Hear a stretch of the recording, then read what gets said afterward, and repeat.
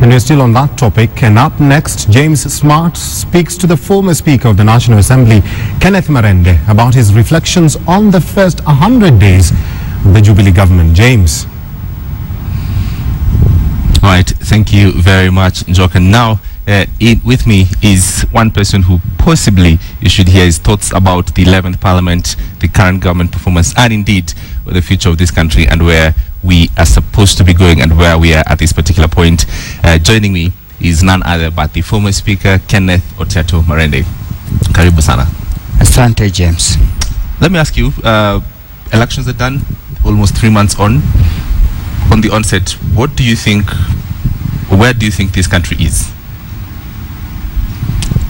Well, at least one thing is certain, that this country is at peace, that this country still remains united.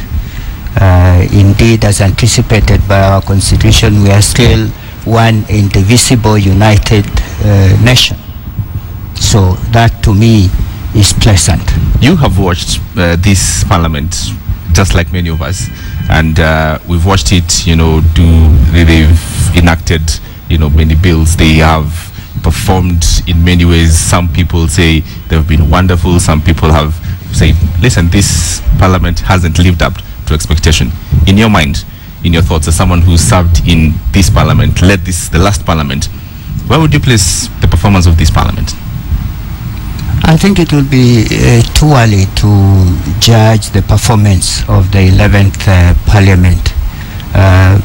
More so given that they are really the first Parliament that we have under the new constitutional dispensation.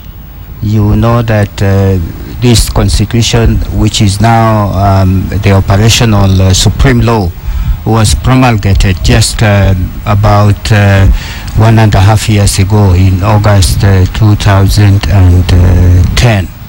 And so we are at the stage where we are really implementing new provisions that we are not so much used to, except for a short stint beginning after independence going to 1966. And since then we had a unicameral parliament. Now we have a bicameral parliament with new law. So there are challenges to this parliament, and perhaps it will be too soon to judge them. We have to give them some time to settle down and begin to perform. Although time doesn't wait for anybody. They are an institution, and really they must work up and perform as expected. And hit the ground running. Speaking about that and the new constitution, we've seen the county governments trying to settle in. We've seen also some difficulties or some push, here and there between the national government and the county governments. And the county governments have finally gave us their budgets. You look at it and many people are saying, listen, we're seeing governors, they've allocated money to their houses and vehicles and such things.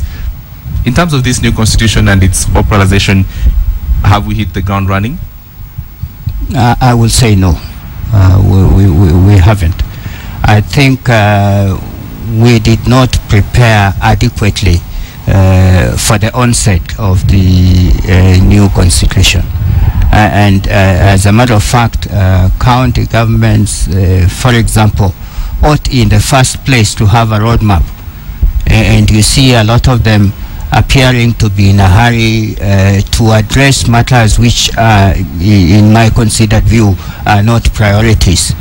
And one of the first things that each county really ought to have done is come up with a Marshall Plan, with a strategic plan, and say, look, this is where we want to go, and how shall we then get there? So there ought to be a priority list, and in my consideration, they don't seem to have it. They are like grubbling in the dark, and it's not helpful. Mm-hmm. Let's speak now generally about where this country is going, and in terms of the future of this country, and in terms of the politics that we're seeing right now. With the teachers on strike, members of parliament the other day are asking for their salaries to be hiked. Doctors will be coming on soon, and people are saying we are in a space where the country should be moving forward in terms of development, but our politics seems to get the best of us every time. Yes, that will be an accurate assessment, because just like you and a lot of Kenyans, I'm a worried man, because in my view, this government, the new government as was elected on the 4th of March, should have gone into business at the earliest opportunity.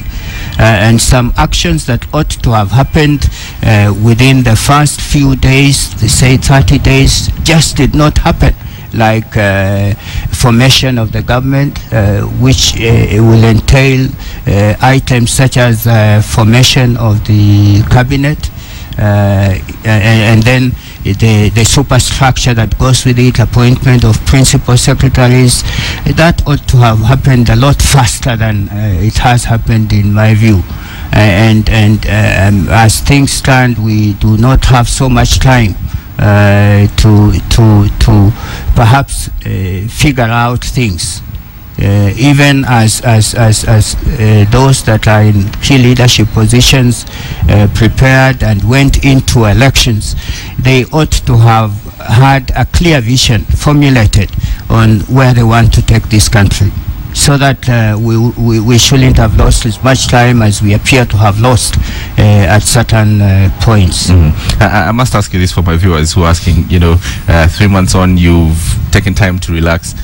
What are you going to do with your life for the next 4 years? I wouldn't say I've taken time to relax. What have you been up to?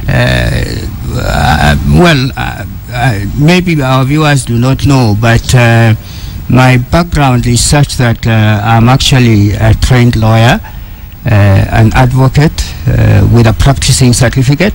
I was admitted to the role of advocates in 1979, and I have dutifully taken out my practicing certificate every year.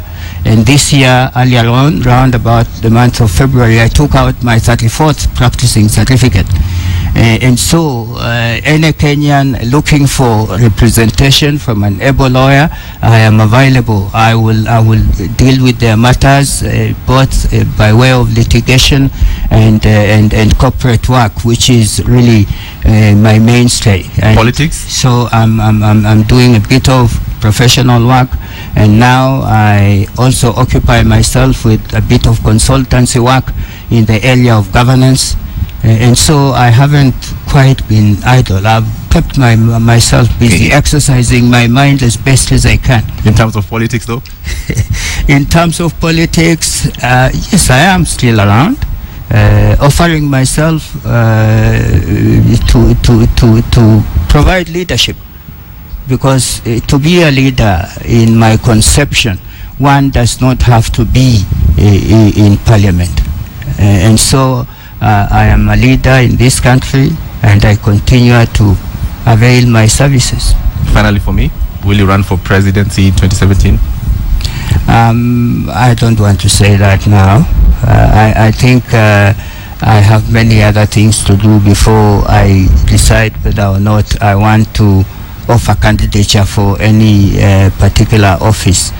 I think my priority after exiting the Speaker's office is really to settle down to concrete things that I really want to do, things that please me.